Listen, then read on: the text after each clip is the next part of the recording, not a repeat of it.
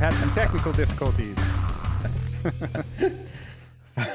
Yes, fourth time is a charm. I'm Should we make Crash. it 10? I am And Crash. I am Church. And we are going to talk to you today about some jam, some jams and jellies, preserves. Sometimes preserves, but We mostly named jam. we named the podcast The Jam because we went from we were thinking, okay, we kind of want to talk conservatism, and so we looked at thesaurus and found conserve to preserve, and that led to like marmalades and jams, and so Yes, we're like, oh, let's call it The Jam. naturally Plus, you know, led. Yes, and we're it does jamming. that. It'll do that from time to time. All things lead to food. We be jamming. So, no, we wanted to talk today about trust, or perhaps the other word that I had thought of was faith, as just a broad way to think of it. So, as in to have faith in something or someone. Yeah, and there's a lot of discussion about faith that is had, and a lot of times faith is used to mean belief. Like you talk about faith in terms of, I believe in this, that means I have faith in it. But and particularly I'm talking in religious, when people talk about having faith in God, they talk about I believe in God, or they talk about, faith in a miracle, that they believe in a miracle. When you talk about faith in terms of, less outside of religion, I think it actually is clear what it means and should be applied to what it means in religion, which is when you talk about like being faithful to someone, you talk about having faith in a situation, you're talking more about trust. You're talking about a combination, I think, of trust and commitment too. And so We can have faith in our leaders. We can have faith in our coworkers, but that really means we have trust in our coworkers. we and we, trust we in our trust in them leaders. and Yeah. accordingly are committed to whatever cause or person or whatever. When you talk about being faithful to a spouse, then it means you're committed to them. If you're unfaithful, it means you cheated on them. And it's the same word as in like you hear I think it's Muslim, or maybe it's just the culture abroad, I'm not sure, but they talk about infidels. And infidelity is the opposite of faithfulness. They're actually calling you unfaithful if they call you infidel. It means the same thing. Well, to them, infidel, yes, is an unbeliever, Yeah, someone who's not committed to their cause right? is what it means. Yep. And so faithfulness and faith kind of are the same thing. And having faith in something is to have a trust and a commitment for that thing. And obviously belief plays into that. If you don't believe in something, it's hard. I think you can still maintain faith even if you're struggling with belief. Like you see in religious circles, people talking about losing their faith because they are struggling with belief. I think that's a mistaken way to logic out the situation when you're struggling with belief in a situation, because faith is a commitment that's a matter of choice, that you choose to be committed to something, even if you're struggling with one aspect or another aspect of it. But obviously, if you lose 100% of belief and you don't believe in anything at all, it's hard to maintain commitment. And so they are definitely tied together, where you have faith and commitment that are tied together. Well, I think this is probably more appropriately described. This episode is probably more appropriately described as a lack of trust or not believing. Just not believing. I think there's so much going on today where we are told something that we cannot verify with our eyes, with the history of the person telling us, and so we just don't believe you. Well, one of the things I wanted to bring up in that regard is that I think a lot of people, you get a lot of these atheists types, or just really analytical minded, that start claiming that faith is foolish. They start claiming that we live by science and we live by verifiable fact, and that's the rational way to live. And any sort of living by faith is a foolish approach, and they mock religious people accordingly. And I think that approach to thinking is mistaken right from the get-go, because when you take faith and you take it out of the religious sphere, people live on faith always, all the time. We constantly live on faith. a great majority of what we do is a matter of faith. And the idea that you get up in the morning and you expect that the sun has risen is a matter of faith. Now, that's a very obvious matter of faith because you have a lot of evidence that leads you to that you have evidence to draw that conclusion, but you still don't know. You're still committed to an idea and you're still dedicated to this idea that I'm going to get up, I'm going to go to work, I'm going to have my day, things are going to be okay, et cetera, et cetera, et cetera, because the sun rises. And I have faith and commitment that the sun rises. And we have a lot of those sorts of things. We have a lot of things where we have faith in something because we have a lot of evidence and consistent evidence where we've seen it with our own eyes. But even seeing something with your own eyes is still a matter of faith because you trust that you're not a computer generated software running that someone else is controlling. You trust that you have autonomy and you have the ability to have agency. And those things are a matter of faith, that you have a faith in that idea rather than the idea that you're being generated in some simulator by, and you don't have autonomy and you have no ability to actually make your own choices. It becomes even more obvious if you think about it in terms of things that you haven't personally experienced. One that I like to joke about sometimes is like the existence of China. And I've never been to China. I've never actually seen China. I've seen pictures of China, and so I have some good evidence there. I've seen video of China, and I have a lot of testimony from other people about China, but I haven't seen China like I've seen the sunrise with my own eyes. There are other countries that I also have faith that they exist, but I haven't seen pictures of them just coincidentally, right? I probably could. I could go look it up and verify, but I haven't seen pictures of some random small country in Europe or something. Yeah, I prefer the definition in Tim Allen's The Santa Claus, where the little boy is trying to be swayed by Judge Reinhold's character in that movie. That's his ex-wife's new husband, and he's the psychologist, and he's trying to school him, and he's like a 5-year-old kid, and he's saying either I've never seen a reindeer, and the kid says, "Have you ever seen $1 million?" And he says, Right. "Well, no." Well, just because you haven't seen it doesn't mean it doesn't exist. Right. It was awesome. Now, obviously, if you get out into more of the theoretical ideas and philosophies and approaches to the way that we approach life and that we deal with life, and when it comes to things like politics, then we really live by faith, and we choose what philosophy, what principles we believe are right, and that we have commitment to and trust in. And so the idea that no, we just can reason out what's best alone, I think falls a little flat because we don't know what's best. But we do have evidence, right? There's absolutely evidence. To live on something without evidence and to pursue commitment to something without any evidence whatsoever, I do agree would be foolish. And that's what, like atheists still claim is that there's no evidence for God. I think that's ridiculous. That's a ridiculous idea. There's so much evidence for God, but it's not proof, right? You don't necessarily have proof of God, but there's tons of evidence of God. And so you live by faith because you have a lot of evidence, but you don't have proof. And that kind of tends to be the case with a lot of politics. Now, even if you're conservative and you say with a fair amount of conviction that you believe is more than faith, that conservatism leads to better things than progressivism, that's a flawed statement right from the get-go, because sometimes conservatism is terrible historically and progressivism has led to some of the best things that we have. But I mean, I'm talking current politics, right? If you believe that the current political sphere, the conservatism and the free market and those sorts of things, the better is going to lead to better outcomes than the current progressive agendas.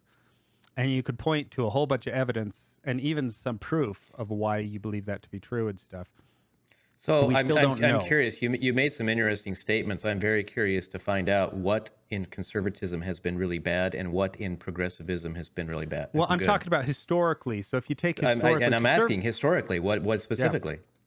Historically, conservatism means the old the old guard, the old regime, and the way it used to be. And progressivism is the attempt to want to change. Liberalism is the idea to try to progress and to change that. Okay, sort of thing. progressivism was started under the Woodrow Wilson administration. That was Yeah, but progressivism. I'm talking more the generic. I'm talking more generic terms of it, right? And so I'm talking about Actually, like it if was you take for Theodore example, Roosevelt. Sorry, it was Theodore Roosevelt. if you take for example the founding of this country, right? The founding of the United States. Our founding fathers were progressives. They They were weren't Federalists. conservatives. They weren't progressives. They were Federalists. No, they were. You're getting hung up on the current definition of what we think politically. I'm talking more generic and a broad the broad meaning of it. They wanted change. They wanted to be liberal and change the way that the government ran, change the way that they were ruled, change the way that people were treated, change the idea of freedom itself. Well, wait a minute. We saw that in the French Revolution as well. Okay, right? but that what you're talking about as far as the founding of this country, they didn't talk about progressivism. You're using the modern day definition of progressivism to describe what our founding fathers did when they specifically spoke of federalism. Well, the more common way to talk about this is to talk in terms of conservatism and liberalism. What is liberal and what is conservative? Progressivism, I will grant you, particularly if you add the ism to it, there's an argument to be made for what you're saying, but that's not the way I'm using it. I'm using it as a synonym for liberalism.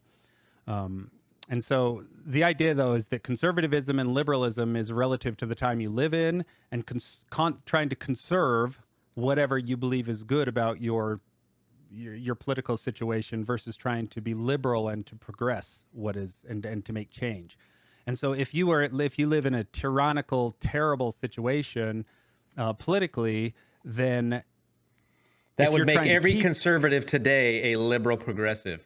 Exactly. Trying to change. Exactly. Yeah, and we're moving there real quickly. We're moving to the point where we're gonna call ourselves conservatives, but really we're gonna be the ones who are progressive. We are the radicals. We are now the outcasts. We're the rebels. Yep. We're not the empire anymore. And so, yeah, I can't remember where we're going with that or why we. Because we're talking about faith, and yeah, so that was a tangent because you asked a question. So we live on this. We in broad terms, we could say, okay, broadly speaking, that our current conservatism, the ideals in the conservative party and the conservative politics are better overall. Or you could believe just the opposite, right? A person can have a commitment to the idea that the liberal ideas are better. But even within that, there may be evidence that certain aspects of either of those systems is better, argumentatively. But there's still a whole bunch within that we still live by faith because we just are guessing. We're doing our best guess at what's going to turn out right, because you constantly hit things in the country and in the situation that you've never faced before in the same way. So like we had the pandemic that just came up. And as much as there have been pandemics before, there's never been a pandemic like that hit our country in the way that it did with the kind of technology that we had and with the kind of free market structure running the way that it does right now with the social media and with the being able to shop online and the government being structured exactly the way it is with all of the what you might call the deep state part of the government being so big. That's sort of been growing and growing and growing. And in the past, the last time there was a real pandemic, things were different. They were not the same. And so we're hitting these things. We're hitting the pandemic with really no idea how to actually handle it, and it becomes guesswork. And so you make these judgments on what you think is best in the best way to handle it based on good reason, or what your best idea of good reason is. But our best case scenario for good reason is still flawed. Even the best of us who has the best ability to reason is still going to have flawed reason, is still going to make mistakes. And when you take humanity as a collective, we're all kind of dumb. Like we just don't really always make good decisions. We make some good decisions. We do some things really great as collective humanity, but we also have a history of doing a lot of really dumb things and making really poor choices. And we're seeing that play out in the political arena right now, where a lot of dumb choices are being made, and that's on both sides, right? And so that's kind of what we wanted to talk about today, is how to have faith and how to place your faith and how to kind of think about those things as you decide what side of the aisle you're on and choose who you're committing to. Choose how you're being faithful to something and why. I lean heavily on the side of not believing or trusting anybody right now. I'm absolutely with you.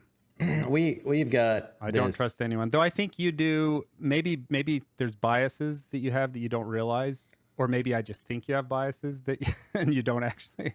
Okay, look. Okay, so let's take. But I think you trust things that I don't. Just based on past conversations we've had, there's things that you've had trust in that I've been like, about. like what? That's. So there was one time when you got actually quite frustrated at me because you sent me a video of a lady who was talking about, was it it must have been pandemic related. I can't remember exactly what it was. She was talking about something, and I responded to you and I was like, well, I don't don't trust even this remember lady. that. Yeah, it was. I don't remember the details of it, but I remember I was like, I don't really trust this lady. Sorry, I have a hair in my mouth here. Yeah, I don't remember that. So And you were like, are you kidding me? This is so obvious because your biases were. I don't know. Call it biases or call it better Okay, research so I than have a me. very I don't know. strong- But you were very strongly. You believed in what this lady was saying, and I was like, I don't know if I believe her. So I have a very strong bias against anybody who says trust the government, trust the vaccine. We are your leaders. We know what we're doing. right, but I also have a pretty strong bias against people who say don't trust the vaccine. You know what I mean? Like I don't trust anybody. In other words. explain how the vaccine. If we talk about that, explain how the vaccine has helped. Well, I think that's kind of a different, extremely deep conversation. It is a conversation, but we're specifically talking about trust. So how has the vaccine helped? We know that, and it's documented and reported that there are hundreds of thousands, if not more, people who have been negatively impacted by the vaccine, by taking the vaccine, and there have been deaths directly related to the vaccine. So when Yeah, but I I don't see think- somebody I don't who think says, we know that. when I see somebody who says trust the vaccine, it's effective and it's safe, that's wrong. Well, we know it's yeah, It's we know the wrong. effective. We know some certain things about the effectiveness of it now that I think you definitely have a leg to stand on there. But that's Here's that's my- the point. That's the point, though, is when we see. Here's my position without actually getting into the weeds on the specifics of it, which would be hard to do because I'm not prepared for that. I don't have statistics in front of me. But and even if I had statistics, I don't trust this. I don't trust them either. My point of view on it is just simply this: I don't trust the statistics. I don't trust the numbers. I don't trust the reporting. So that's the reason why I don't trust. Like if you say the vaccine is killing people, I say, first of all, show me the exact numbers and the exact statistics, and let's talk statistics. VAERS. But then even on VAERS. top of that, the CDC's website, they specifically VAERS have it on there. VAERS is anecdotal, though. Yeah, VAERS is anecdotal. No, it's though. not. It's reporting based. Yeah, it's reporting based. And we It's know not- that it's not scientific double-blind studies. But we that have do proven know things. that it's just a bunch of people reporting. We do know that VAERS only represents roughly 1% of the actual numbers. So you're telling me that hundreds of thousands of people are reporting just for fun? Just to say it? What I'm about the saying I people? don't What about trust the it. people? What about the people who have specifically been impacted by it and have documented it with video, with interviews, with news stories? We're not supposed to believe them then? They're making it up when they have it happen to them immediately following receiving the vaccine? So When the guy who came up and developed the actual mRNA technology says, do not trust this vaccine. It is not working. right, I don't trust him. You don't trust the Yeah, I don't guy who trust- developed the technology. I don't trust him. Exactly. That's exactly what I'm saying. Yeah, I don't trust him. Now I don't. So what you're necessarily- saying then is you just don't trust anybody because you don't like what they're saying. No, I do like what he's saying. See, that's not a legitimate. Then why are way you to- not trusted? that- Why don't you trust it? That's not a legitimate conclusion to draw because I actually do like it. What I'm saying, what he's saying, my bias tends towards that. My bias does tend towards supporting him. We're talking about Robert Malone, right? Yep. And I actually liked his video. I was definitely swayed by what he said and think that there's things to be considered on that, but I don't trust it as a flat out just like, okay, this means period that this is dangerous and this is a bad thing, because there's too much bias involved. So And there there's are also other way too much there are other cover-up. doctors who have looked at it and they've come to the same conclusion, but they're being silenced. Well, that goes into exactly why I don't trust anything, because there is so much censorship going on, and the censorship does tend to bring out, like, the entire situation tends to bring out the crazies too. And so you get a lot of people claiming a lot of things on both sides. Now, granted, my biases sway strongly towards trusting that side of things. You know, like I trust the people who are concerned about the vaccines and trust the people who are concerned about those about that side of things. I trust that there's cover up going on, you know, and the censorship makes it all very, very fishy. But it's also just like there's no clear information. Like we don't have the statistics and stuff. Why is there no clear this- information? Because of the censorship. Why is it being censored?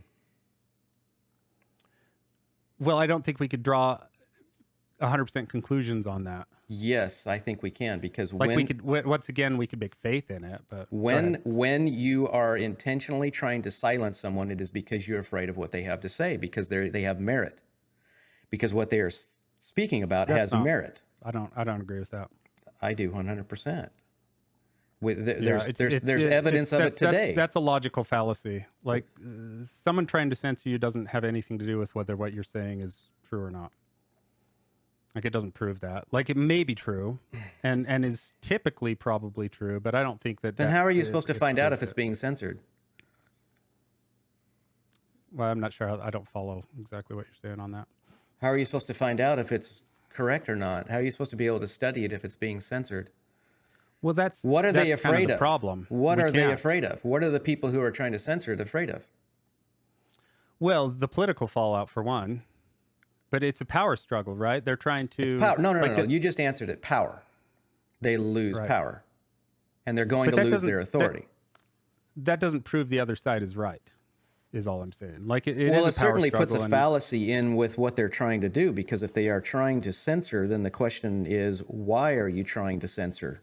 And if they refuse to answer that and they just say, well, just sit down and shut up and don't speak, we are in control, we are in charge, this is what we're going to do. It's a serious problem. So we have a lot of people who we just talked about this before as well. When you've got one person, political party that's in charge, and they stand up and they say something, and everybody in the opposite side says no, no, no, and then when the opposite side gets control, they stand up and they say the exact same things, and then the people who were previously for it are now against it. It's Right. exactly what's happening in this case. So before, they didn't trust that. In this case, they didn't trust that Donald Trump was doing anything good by coming out with a vaccine. They all said no, no, no. And then when they got in charge, they all said yes, yes, yes. Yeah, yeah, exactly. So it's just really interesting how the tables turned. But that really goes into such a deep part of what we've been talking about. Ronald Reagan had a famous line where he talked about trusting the Russians, but verifying the Russians. So he had hope that the Russians would do what they said they were going to do, but his whole thing was trust but verify. We are going to hope or put faith in what you are trying to do or what you say you're going to do, but we are sure as heck going to verify it first. Well, that's a primary example of what I was talking about with faith. Basically, which is essentially what that means. Is he was saying, let's have faith in this situation. The Russians or whoever have said they're going to do this, and we're going to commit to that idea, even if there's some concern and even if they're worried about it. We're going to commit to the idea that we're going to take them at their word, But we're also going to verify it, and we're going to have a cautious approach to it. Maybe is a good way to say it. Do you know who Jim Jordan is, right? Representative Jim Jordan.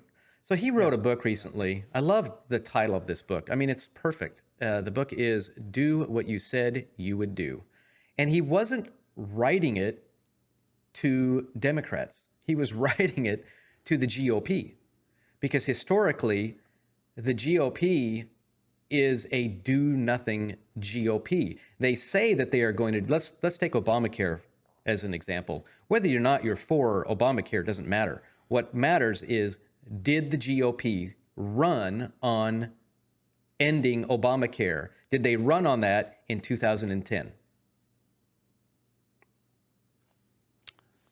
That's what started the Tea Party. Did they run on that? Because in March of 2010 was when the Obamacare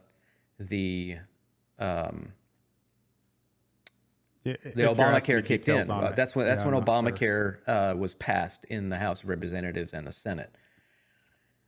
So it was signed into law because Obama was president. It was his baby. That's what he wanted. So the Democrats who were in charge of Congress at the time, they were the ones who passed it. And the movement across the country was, no, we don't want it. And then in November of 2010, the Democrats lost big time in the election, in the midterms. And the Republicans took a massive control over the Democrats in the House of Representatives. And it was all running on passing Obamacare. Well, they didn't win the Senate, and so they kept running on not passing Obamacare, but getting rid of Obamacare. Then in 2014, they finally got control of the Senate. And they kept saying, we're going to end Obamacare, we're going to end Obamacare. And then when it came time when Trump was president, they had control of the House, they had control of the Senate, they had control of the executive branch, and they did nothing. All right. So they didn't do what they said they would do. Which has been common in politics forever. It's a sort of the standard operating procedure for politics. Looks like my video has frozen up here, so I get a still shot for the rest of our discussion here. Nice. Yes, everybody gets to look at the serious look on Church's face, if it's frozen for everybody else. So one of the other points that you put down that I had the thought as well before you wrote it down was I was going to talk about Mitt Romney. And I was going to talk about it in terms of when Mitt Romney ran for president. I didn't know a lot about Mitt Romney. I knew two things, basically. I knew that he was Republican, which that in of itself would have, probably been enough to vote against, Obama, whoever the Democrat, Obama, because I didn't like Obama's governing.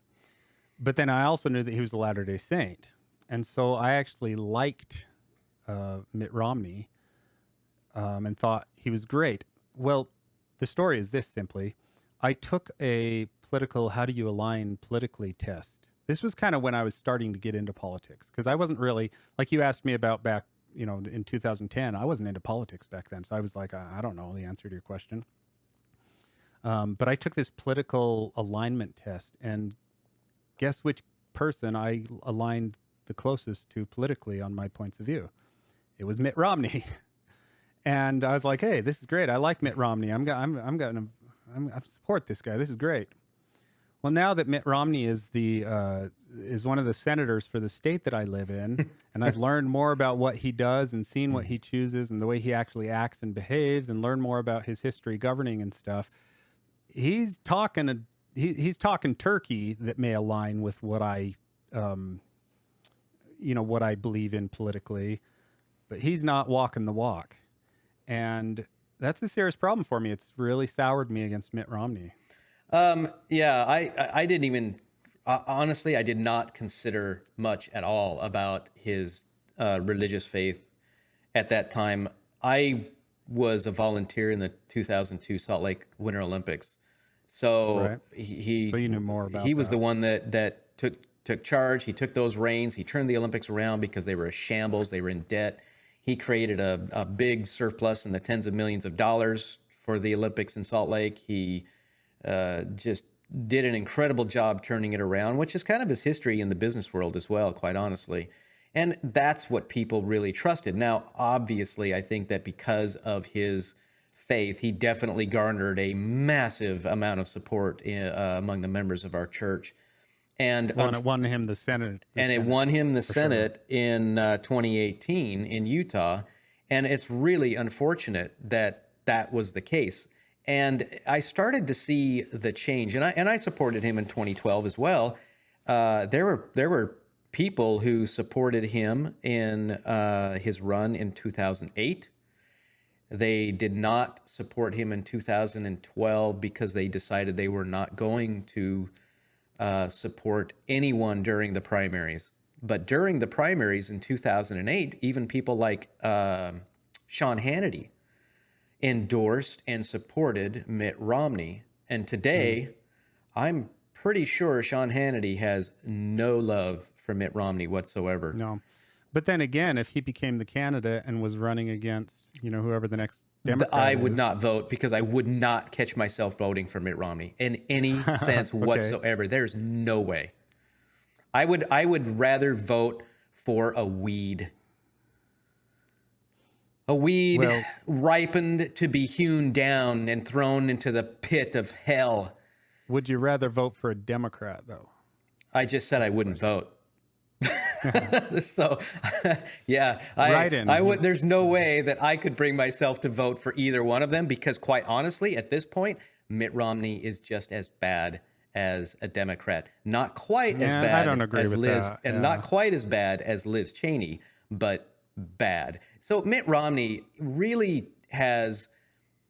He's let a vendetta, a personal vendetta, his personal feelings for Donald Trump really get in the way of him Yeah, I doing think that's doing made the it right worse. thing because look in 2016 when Trump was running for president, Mitt Romney went to Salt Lake City and he spoke at the University of Utah campus and came out pretty harshly against Donald Trump because a lot of what Donald Trump was saying on the campaign trail was very controversial. He was very boisterous. He's a blowhard. So I mean, that's just Donald Trump. That's his personality. I'm not excusing it. That's his personality. So he was doing that, and Mitt Romney spoke out against it. There was a lot of controversy in Utah because of it. And then 2 years later, he is kissing the behind of Donald Trump to get his endorsement so that he can win the Senate seat in the state of Utah. And that to me was just pretty low because after he won the Senate seat, it was almost immediate that he started then opposing Trump again, voted Opposing him, yeah. to impeach him or wanted to impeach him. He wanted to convict. He actually voted to convict Donald Trump in the Senate during the second impeachment trial. Yeah. Which was And one of the most, it was so ridiculous. Such a ridiculous thing. It was backstabbing. It really showed the lack of integrity that Mitt Romney has. And so when you have something like that, when you have someone that a lot of people really looked up to, it's like Mitt Romney, especially those of us who lived in Utah during the Olympics, saw what he did. And obviously, the faith being what it is in Utah, and Mitt Romney's faith. Now, he wasn't from Utah. He moved to Utah. He had a place there, but he was the governor of Massachusetts. And I think, unfortunately, that should have told a lot of people a lot of things, but we really didn't pay attention back then. And like we should have. He was also the person who gave the light, turned the light bulb on over Obama's head about Obamacare, because before it was Romney Care. Yep. And that's where Obama got the idea. That's what he said. So we had that history, but again, we ignored so much of it because he said all the right things at the time. He aligned himself, or at least people aligned themselves with the same things that he aligned himself, so religiously is what I'm talking about. And so he garnered a lot of support. So in the state of Utah, he won with what I think was like 87% or something like that. He won 86%. Yeah, but I think that had more to do with the fact that he was a name brand. People knew him rather than his faith. Because there's plenty of people Yeah. that are Latter-day Saints running in Well, Utah. I think there were those two things though, specifically the Olympics and being a member of the LDS Church. So Yeah, I think the tribalism of, on the national stage, the fact that he was Latter-day Saint would lead most Latter-day Saints to be like, woohoo, he's one of us, and vote for him. But in Utah, I don't know that applies. well, it doesn't apply anymore. No, it doesn't. They Yeah. are really upset with him because he really is just not doing the things that he said he would do. It goes back to Jim Jordan's book. Speaking of a good example too of people making mistakes, is Gary Cox, the governor of Utah. This guy was the lieutenant governor of Utah under Gary Herbert.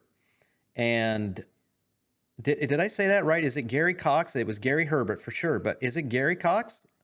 I just know him as Governor Cox. Cox. Okay, so but it's Governor Cox of Utah. But he was Gary Herbert's I have lieutenant this governor. fancy tool that I can look that up with. Yeah, it's called Google. Yeah. So Or this is DuckDuckGo. Spencer. Spencer Cox. Okay. Thank you. So Spencer Cox won that seat because honestly, a lot of people put trust in him. And almost immediately, Spencer Cox turns around and starts to show his true colors, just like Mitt Romney Yeah. did. He starts supporting the transgender movement. He starts supporting name your pronouns kinds of things, and that is very, very far with the things that generally the GOP or the conservative part of the Republican Party does not align themselves with. And certainly not Utah voters. It is not representative of Utah voters, but this is exactly the kinds of and things. you saw this. Burgess Owens is one of the Republicans, and I voted for Burgess Owens. He was in my district. He voted to codify homosexual marriage in I don't remember exactly what it was, but a couple weeks ago and stuff. He was one of the Republican names who to codify it. That voted to codify it, which is to me sounds how like do it's you feel pandering. about it? That sounds like pandering to me. However you feel about that particular subject, as far as a legal standing goes, there's no question that that is not the will of the Utah voters who voted Burgess Owens in. So that's interesting that you say that, because in his district, every 2 years, that specific district is hotly contested. That district always ends up going days after the election because there are so few votes that end up deciding that election. And I do think that is probably because he does not want to lose that election. So he's pandering. Um, That's what it sounds like to me. Well, I mean, just looking up Burgess Owens. I told my son a few days ago. It was just actually a couple of days ago. Watch what Biden will do about student debt. It's an election year. He is going to try to cancel student debt because we are so close to a historical election. And sure enough, what happened yesterday? He came out and is talking about canceling up to $20,000 of student debt for people who still owe money on their student loans. 10. And so I do think that's pandering. That's trying to get a vote. That's why we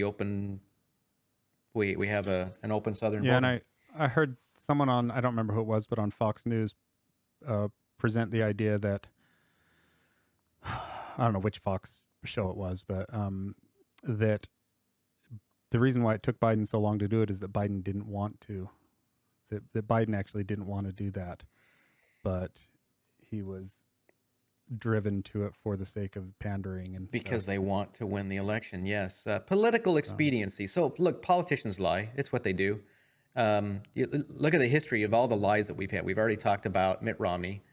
So Obama, the history of Obama's lies. You can keep your doctor if you want to keep your doctor. You will save $2,500 a year. Neither of those things happened. He was given 4 Pinocchios for that, for those lies, because we went on to do it over and over and over and over that year. You look at Biden's lies, all of the lies that he's given about bringing the country together, about energy, about it's Putin's gas hikes. It's, all of these things that are just total lies. Pelosi's lies. She's lied about the involvement that she and her husband have had in insider training. Mitch McConnell, I don't know if I loathe a Republican more than I do Mitch McConnell.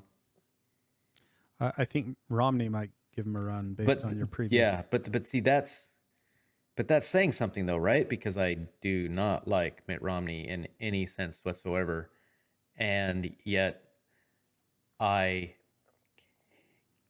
can't. I don't want to say the word.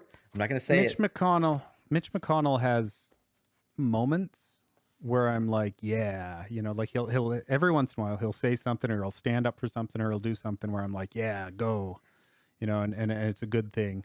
I don't have that from Mitt Romney yet, so I think I have to put Romney below Mitch McConnell. I think the reason why I would have such disdain for someone like Mitch McConnell is because he specifically prevents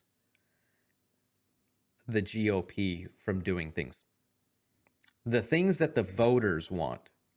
Yeah. The Republican voters. Yeah, he's core to that. Nothing Republicans. Yep, he does not support it, and so look. They hate us.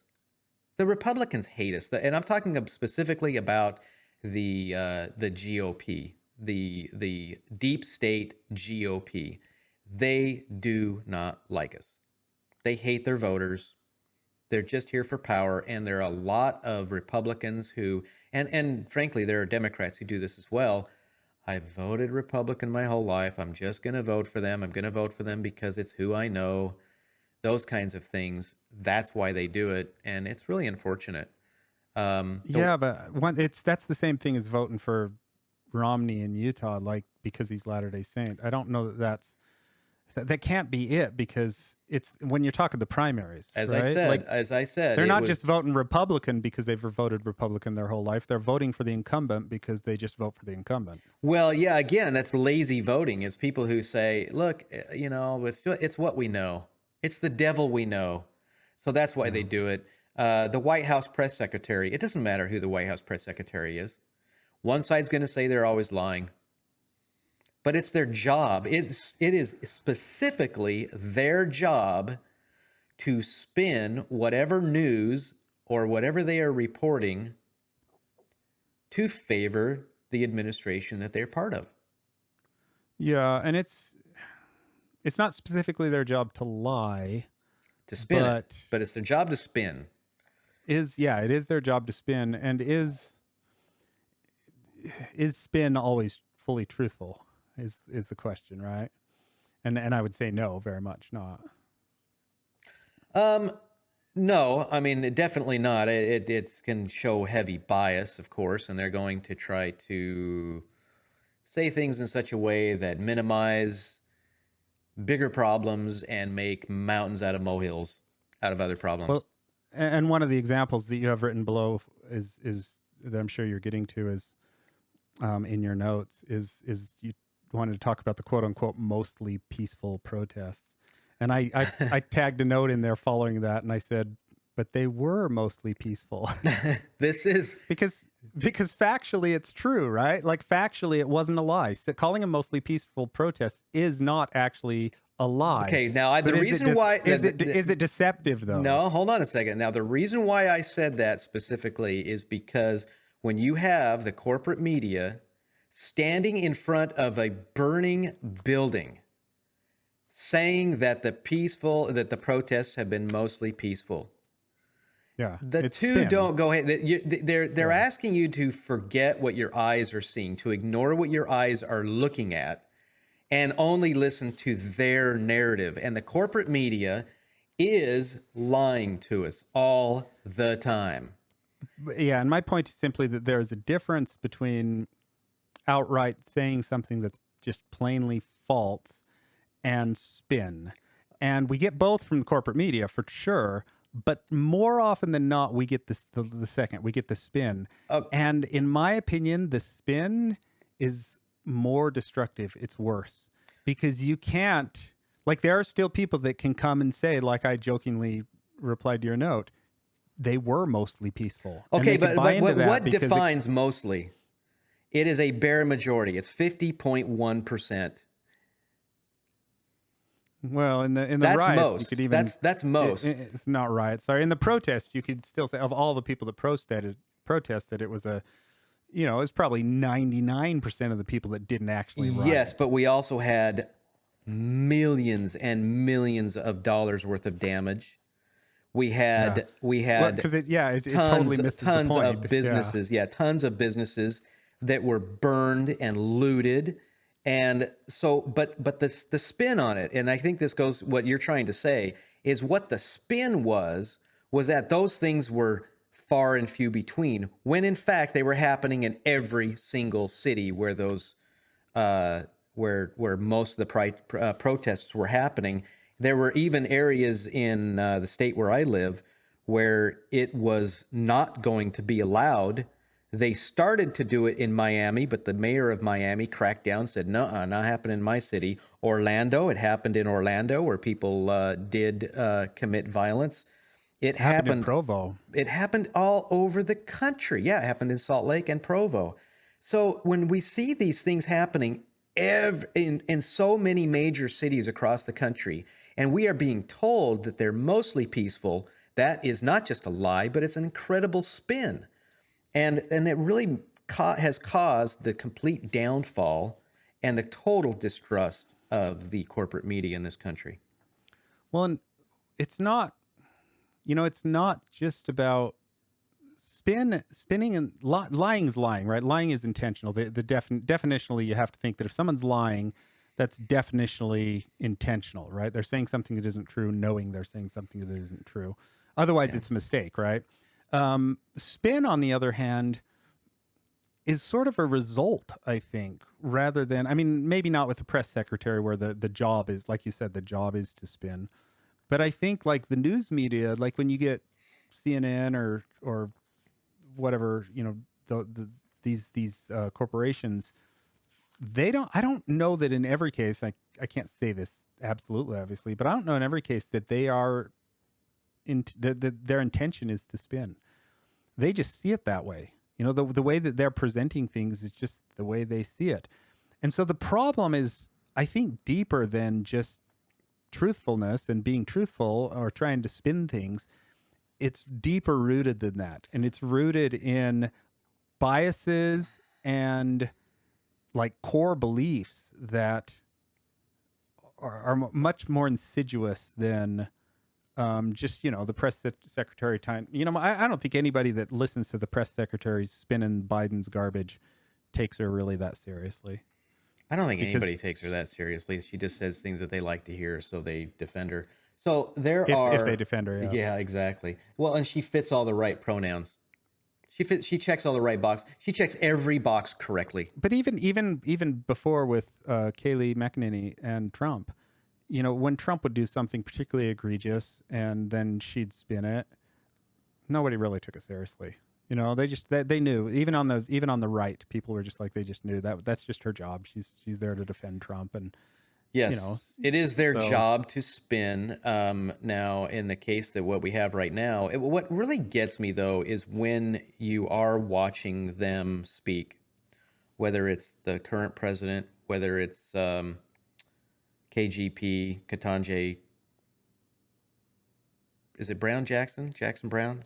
Brown Jackson, right? I don't remember. KJB? I don't know. Anyway, We've got her. We've got the members of Congress on the left. When they do stand and they say things, and you know that they are not spinning, that they are out lying to us, that you know Right. that what they are saying is absolutely false. Let's take the Putin gas hikes. It's false. Yeah. All of the Yeah. data shows and proves that gas started rising 10 days after Biden took office. Period. There's no argument against that. It's what happened. It's in history. It's like they forget that everybody has the capability of pulling out memories that they experienced from just, a year ago. And we're supposed to forget that because they say it's Putin's gas hikes. And so when they do lie and then they spin based on that lie, and they keep spinning and then saying that inflation, that's total spin. It's a lie, but it's total spin. So when they say those kinds of things, you end up having serious distrust in people. And it goes both ways. We do have a lot of people, like, I don't trust Trump all the way. Not at all. I trust that Trump is going to be Do what's good for Trump. I think he's going to, yeah, he'll do what's very good for Trump. But I do think that I do believe, I do have faith that he has a deep love for this country. He loves the country. Yep. He's got the best interest And of the country in mind. yes, and I think in his flawed way. Yeah. yes, I agree. he doesn't have a deep love for his ideology. And I think that's a big distinction between the right and the left today, is that you have a lot of very strong conservatives like Jim Jordan in the Freedom Caucus and others, Senator Mike Lee from Utah, who are extremely loyal and patriotic to the country, to the Constitution. And when you have somebody who has that priority, you usually get a better result. When you have someone who is married to the ideology, like Obama was, like Biden is, like the vast majority of the Democrats today, they are married to their ideologies more than they are the principles that this country was founded on. And that's why there's so much distrust. And then when you see GOP members who hate us and do things because it's politically expedient for them, then it becomes a problem as well on for both sides. Hey, look at that. I think I got my camera working again. We got your camera back. So I do think that we definitely have so many cases or so many examples of people who have just really, really disappointed us. And it's such a hard time today. I think the whole thing about having faith, that goes much deeper than having faith in our political leaders. We have to have faith that God is very much aware of what is happening. And if we do have that faith, and if we exercise that faith according to our beliefs, I think that everything else seems a little bit less bad. Not as Yeah, bad as it really is. when you put your faith in the arm of flesh, then you're putting your faith in something that's flawed and therefore inherently mistaken. And so when you get into politics of any sorts, you're stepping into that realm. You know, you trust in any sort of leader, any sort of political philosophy that's ultimately man-made, even if you believe that that there was some inspiration involved in it. There's potential inherent flaws in that, and so having complete and undying faith in that system, you're going to be let down. You're going to make mistakes, and whereas if you put your trust in a being who knows all things and knows the beginning from the end, then you won't be let down by that.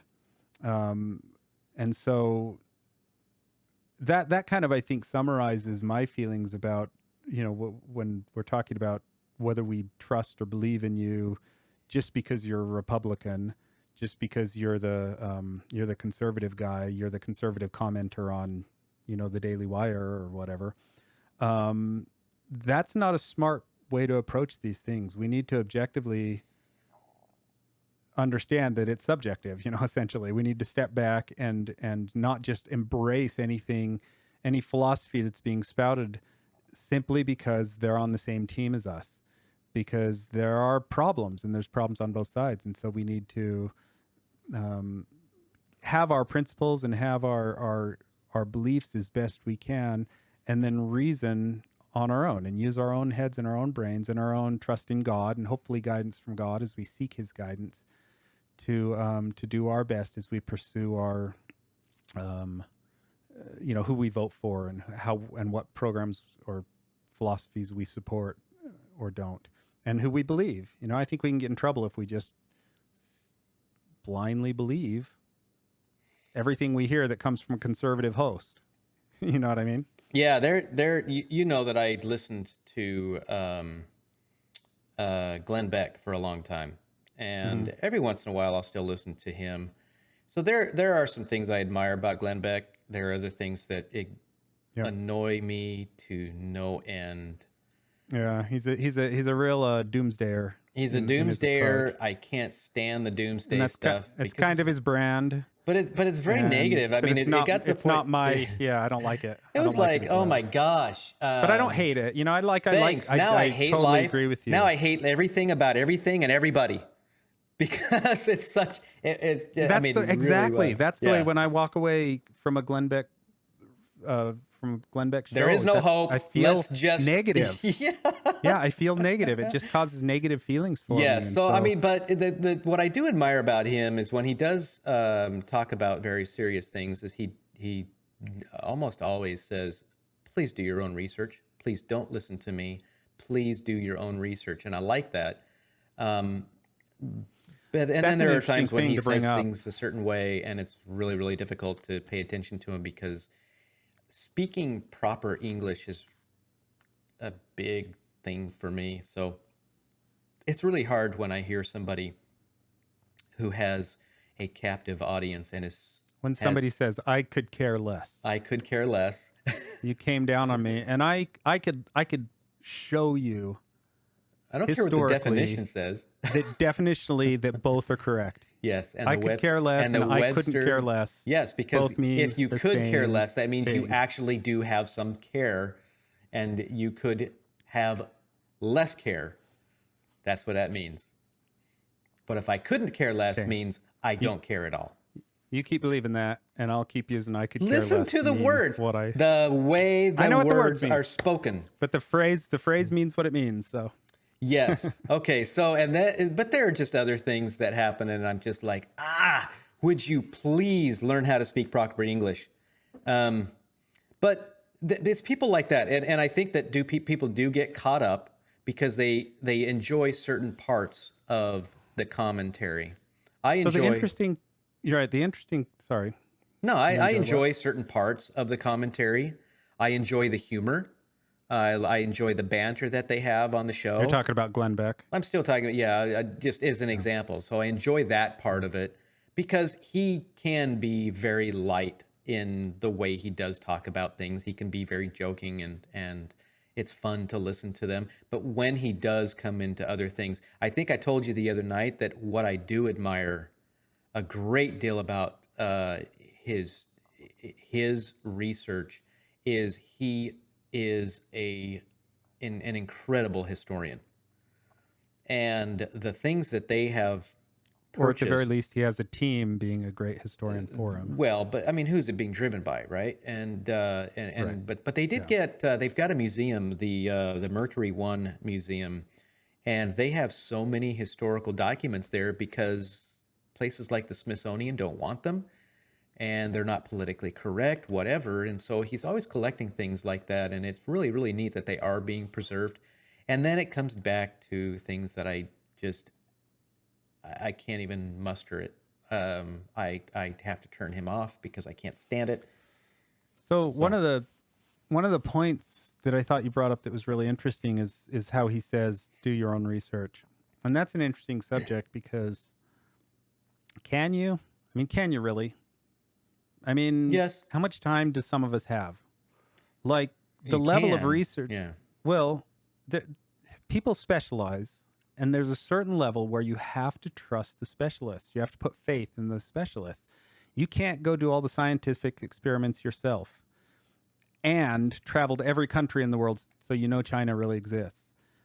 And become an expert on all religious philosophy and know every grammatical perfection and know calculus and math and trigonometry and all the complicated maths and understand how all the computers work inside and out, and it's and like we have a limited amount of time and stuff, and there's a certain level where you have to say, I read this paper that they said this was the result, and I trust that without going and doing the experiment myself. And part of that is true when I listen to someone like Glenn Beck or someone else, and they present this data for me, that I will often take that data as putting my faith in that data. That data is correct to an extent, because I don't have time to go out and hunt down all that data myself and verify that it's all true. And I don't have any particular reason to think that Glenn Beck is lying to me about it. So there is a level of judgment where I think you can put trust in things that you're living by faith. In other words, you don't know, you haven't seen it yourself, you haven't experienced it yourself, but you're putting faith in it because you trust whatever source that it comes from. And I think that's reasonable, and I think we have to do that. Like everybody has to do that. That's why I say that the people who say we don't live by faith. I froze up again. Thanks, video, for working so well. But when I say that people that say we need to live only by science and not by any faith at all, they're mistaken. You have to live by faith. You have to put your faith in things that you don't in detail go out and verify case by case. Yeah, I think to that point, as far as not having the time to always do your own research, I would go back to Reagan's statement: trust but verify. So you can trust that that person is giving proper information or good information, accurate information, but verify it. It's hard to do with certain algorithms on the internet now because they seem to be stacked against conservatives. And that's a very unfortunate thing. Throughout history, we have seen the forces of evil stack against the forces of good. We have many, many examples in the Old Testament, in the New Testament, in other scripture, that you have the forces of evil who stack against the forces of good. It's the Galactic Empire. And it seems like the good are always the ones fighting for their freedom, that we are always the underdog. We are always the ones searching and fighting for what we know is good and what is right. And we're always being oppressed in some way. That oppression happens because we might lose our faith. We end up not exercising our faith correctly. We trust in systems and in people and governments that don't have our best interest in mind, and we end up getting places where we shouldn't be. We get misled. We lead ourselves down the wrong paths, and society always reverts to kind of this primeval tendency, these very natural human tendencies that are the antithesis of living the type of life that God would want us to live. Because and I think that's because of how we place our faith, and I think that's probably summarized, and probably a good way to end is that we need to be judicious in how we apply our faith. We need to use our best efforts and our best sense of right and wrong, but we need to not just blindly follow, and we do need to be informed. We need to know generally, like I said, I don't think you can know the ins and outs and everything, but you can have general understanding of things, and we can take the time for those things, and use our wisdom then to apply our faith to the things that are good, to the best things, And as we do that, I think, we'll find more ability to support those causes that are going to be good for the country and good for our own lives. So I believe that. I do believe that if we do put our faith where it belongs, which is in God, and we allow Him to lead us and direct us, we'll be given the ability to discern also right from wrong, and that will help us to better ourselves and better those around us as well. Thank you, everyone. Sorry about the technical sorry about the difficulties. camera issues. So Yeah. you got to hear Church's voice. Didn't get to see him the whole time. Well, and if you listen to this as a podcast, it doesn't matter anyway, right? It doesn't matter. Yep, exactly. So luckily we don't have any cool videos And to if show you didn't listen to it as a podcast, I'm sorry that you had to watch our faces. Well, Crash's face, at least, for the whole Just my hour. face. Yeah, appreciate that. Yep. That's Anyway, great. feel free to subscribe and comment, like, dislike. See you next time. Tell all your friends. Bye now.